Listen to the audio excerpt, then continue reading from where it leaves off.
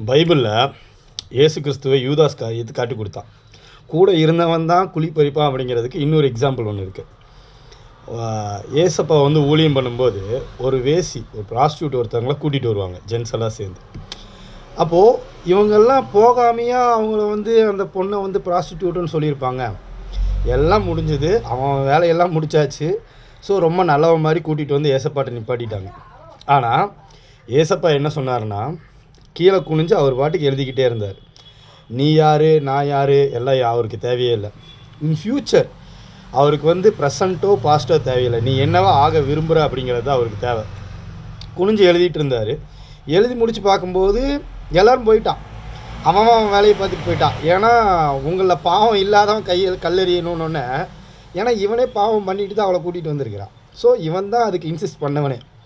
அப்போது இவன் பாவம் பண்ணவன் கூட்டிகிட்டு வந்துட்டு இவனுக்கெல்லாம் ஓடிட்டாங்க. ஆண்டவர் அப்புறம் எந்திரிச்சு பார்த்துட்டு என்ன சொன்னார்னா, உன் பாவம் மன்னிக்கப்பட்டது, அவ்வளோதான். ஏன்னா உன்னை தூண்டினது அவன் தான். ஸோ அந்த மாதிரி தான் யூதாஸ் காரியத்தை தூண்டினது யாருன்னா பின்னால் இருக்கிறவன் தான். ஆனால் அவனுக்கு காசை கொடுத்துட்டு அவன் வேலையை பார்த்துட்டு போயிட்டான்.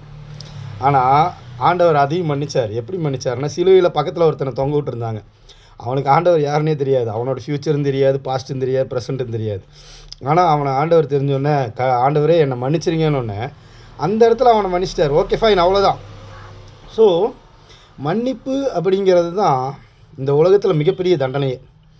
அதை விட தண்டனை வந்து ஒரு மனுஷனுக்கு யாராலையும் கொடுக்க முடியாது. த சைலண்ட் கில்லர்.